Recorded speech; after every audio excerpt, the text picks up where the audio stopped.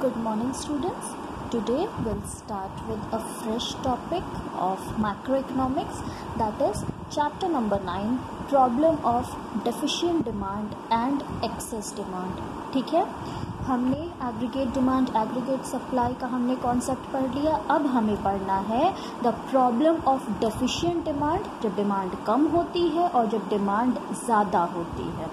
ठीक है, ये हमारा कॉन्सेप्ट है आपके पार्ट 1 पार्ट ए सेक्शन का, that is your macroeconomics. So before moving to deficient और excess demand we must have the knowledge of concepts like full employment equilibrium and under employment equilibrium, voluntary and involuntary unemployment, full employment and natural employment unemployment. ये 3 चीज़ों की हमें knowledge होनी चाहिए कि हम आगे जाके जब हमारे कॉन्सेप्चुअल हमारे पास हमें ग्राफ्स और डेटा मिलेंगे तो हम उसमें कंफ्यूज ना हो जाएं. सो फर्स्ट टॉपिक हम लेते हैं, that is full employment and under employment equilibrium. ठीक है, equilibrium is observed when AD equals to AS और when S equals to I. Equilibrium हम इकोनॉमी में कब देखते हैं, ऑब्जर्व करते हैं, जब aggregate demand equals to aggregate supply होता है. But this does not state that the economy is at the stage of full employment और रिसोर्सेज आर फुल्ली यूटिलाइज्ड. ठीक है, अगर AD और AS आपका इक्वल है, मतलब आप इक्विलिब्रियम में हैं, लेकिन इसका मतलब ये नहीं होता कि आपने फुल एम्प्लॉयमेंट अचीव कर लिया है. ठीक है, या यहाँ पे आपके जो रिसोर्सेज हैं वो फुल्ली यूटिलाइज्ड हैं. कई बार होता है कि आपकी कैपेसिटी ज़्यादा है सप्लाई की, लेकिन डिमांड आपकी कम है. ठीक है, और आपने डिमांड के बराबर सप्लाई को मीट कर लिया, लेकिन जो आपकी एक्सेस कैपेसिटी है वो तो बच गई ना. तो उतने जो रिसोर्सेज हैं, उन रिसोर्सेज में जो आपके लेबर आते हैं वो भी तो अनयूटिलाइज्ड रह गए. आपने इक्विलिब्रियम तो अटेन कर लिया वहाँ पे. डिमांड मान लीजिए कि सप्लाई आपकी ज़्यादा है, आपके पास सप्लाई लेबर की ज़्यादा है, लेकिन आपके पास डिमांड लेबर की कम है. उस केस में क्या हुआ, आपने डिमांड के बराबर आपने सप्लाई आपने दे दी लेबर की. ठीक है, तो वहाँ AD इक्वल्स टू AS हो गया, इक्विलिब्रियम में आ गई इकोनॉमी. लेकिन जो आपके लेफ्ट ओवर लेबर्स हैं, जो रिसोर्सेज हैं, वो पूरी तरह कहाँ यूटिलाइज हुए, वो तो अंडर यूटिलाइज्ड है, उनको तो मिला ही नहीं employment. So this is your first point, that is your full employment and under employment equilibrium. वो ऐसे अटेन होता है. ठीक है, आगे इसको हम और अच्छे से समझते हैं. AD can be equal only when both cases does not exist. ठीक है, जो AD इक्वल्स टू AS हो जाता है, लेकिन जो 2 केसेस होते हैं इक्विलिब्रियम के, वो कब होते हैं, फुल एम्प्लॉयमेंट इक्विलिब्रियम. जब इक्विलिब्रियम हम पढ़ेंगे फुल एम्प्लॉयमेंट और अंडर एम्प्लॉयमेंट का, तो वो इक्विलिब्रियम किस केस में अटेन होता है वो हमें देखना है. फुल एम्प्लॉयमेंट इक्विलिब्रियम में कब अटेन होगा, जब planned AS equals to planned AD with fuller utilisation of resources. ठीक है, मतलब कि हमने प्लान किया कि हम इतना सप्लाई करेंगे, हमने पहले से प्लान किया कि हम 100 लेबर्स का काम सप्लाई करेंगे. ठीक है, और वहीं पर प्लान हमारा ये हुआ कि 100 लेबर्स को ही काम की ज़रूरत है. तो वो जो आपका स्टेज हुआ, वहाँ पर क्या हुआ, फुलर यूटिलाइजेशन ऑफ रिसोर्सेज हो गया. तो यहाँ पर इक्विलिब्रियम आप अटेन कर सकते हैं. अब अगर हम बात करें अंडर एम्प्लॉयमेंट आपके इक्विलिब्रियम की, तो ये कब होता है, when planned AS equals to planned AD but resources are still not fully utilised so that there is excess capacity in the economy.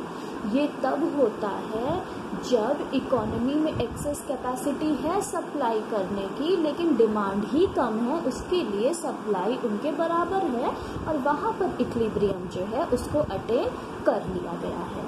Next हम आगे बढ़ते हैं. नेक्स्ट है हमारा वॉलेंट्री एंड इनवॉलेंट्री अनएम्प्लॉयमेंट. ठीक है, so what is voluntary unemployment.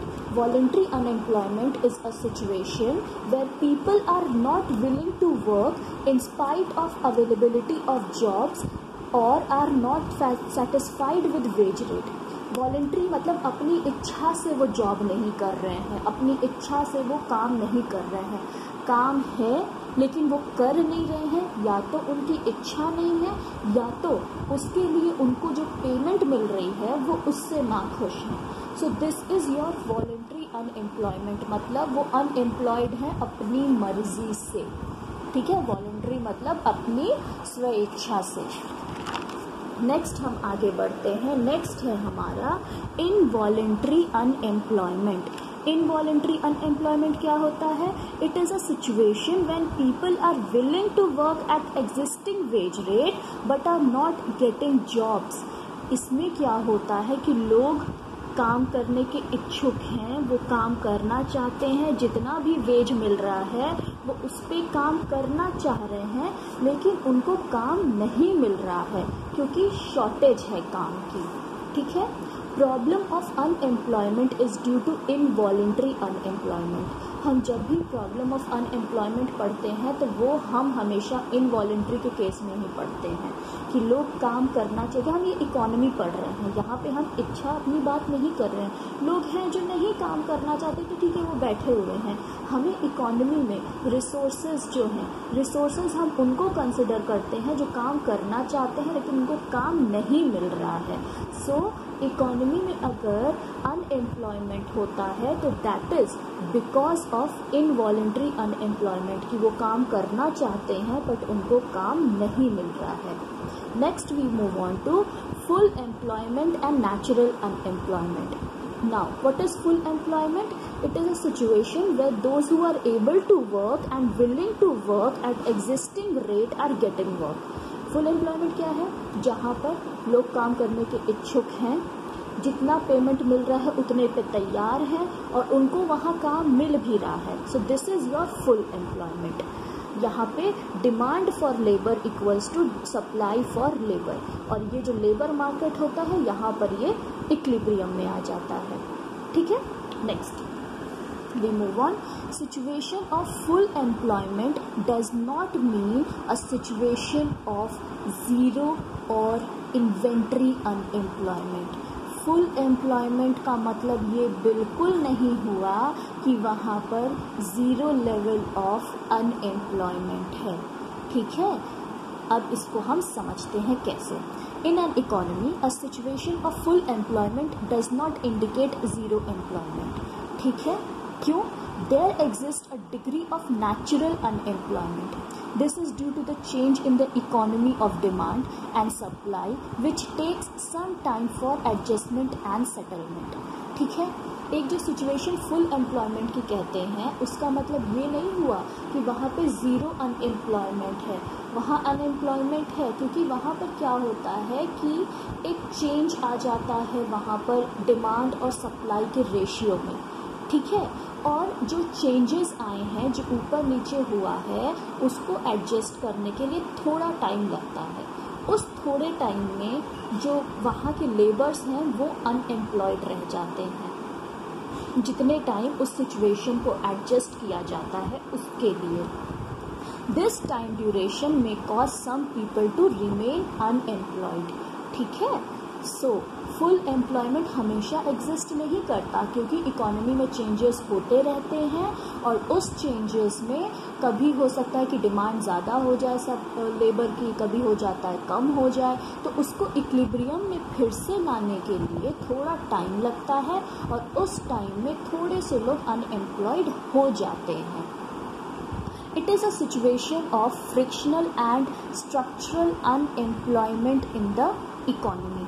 अब ये जो टाइम वाला हम बात कर रहे थे, इसका जो सिचुएशन होता है ये दो सिचुएशन में हम पढ़ते हैं. पहला हम पढ़ते हैं फ्रिक्शनल एंड दूसरा हम पढ़ते हैं structural unemployment in the economy. अब इसको हम आगे समझ लेते हैं कि ये क्या होता है.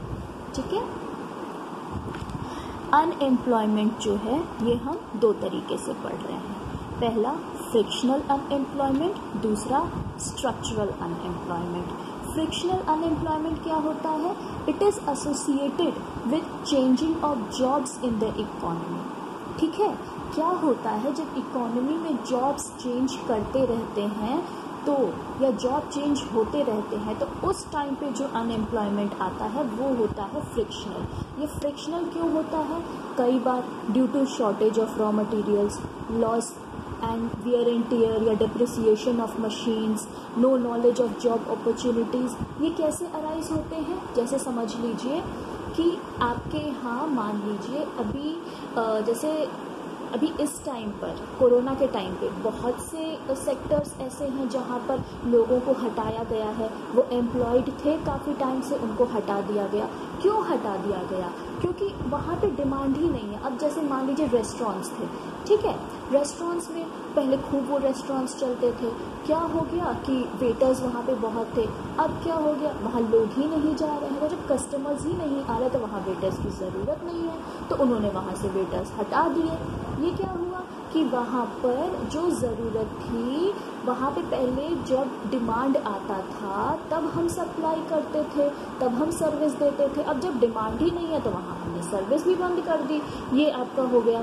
दूसरा, मान लीजिए कोई प्रोडक्शन सेक्टर है, वहाँ पे डेली लेबर्स काम करने आते हैं, ठीक है। अब वो मशीन 4 दिन से ख़राब है तो 4 दिन तक वो लेबर नहीं काम कर पाएंगे। 4 दिन बाद जब वो मशीन सही होगी फिर वो आएंगे काम करने, जो डेली वेज आपके वर्कर्स होते हैं। अब जब कोरोना का टाइम आया, इस टाइम पे क्या हुआ, जितने माइग्रेंट वर्कर्स थे कितने सारे हमने न्यूज़ में देखे, दिल्ली से, बॉम्बे से, हर जगह से चले आ रहे हैं, बिकॉज वो फ्रिक्शनल अनएम्प्लॉयमेंट हो गया। टाइम ऐसा आया कि रॉ मटेरियल्स नहीं है, प्रोडक्शन हाउसेस बंद हैं, मैन्युफैक्चरिंग सेक्टर्स बंद हो गए। तो इसकी वजह से ये क्या हुआ? ये आपका आया फ्रिक्शनल अनएम्प्लॉयमेंट। कोरोना की वजह से जो अनएम्प्लॉयमेंट आया वो कौन सा आया? फ्रिक्शनल आया। लोगों के पास, जो प्रोड्यूसर्स हैं, उनके पास पैसा ही नहीं है रॉ मटेरियल ख़रीदने का।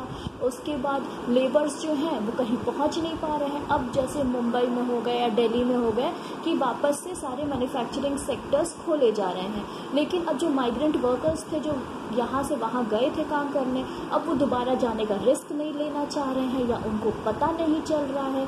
कई बार ये भी होता है, लैक ऑफ इंफॉर्मेशन होती है कि हाँ हमारे पास में ही ज़रूरत है एम्प्लॉयमेंट की, लेबर्स की, लेकिन हमें पता ही नहीं, तो हम जा ही नहीं पा रहे हैं, हम कमा ही नहीं पा रहे हैं। ये भी आपका एक रीज़न होता है अनएम्प्लॉयमेंट का। तो ये सारे जो होते हैं that comes under your frictional unemployment. Next comes your structural unemployment. Structural unemployment कौन सा होता है?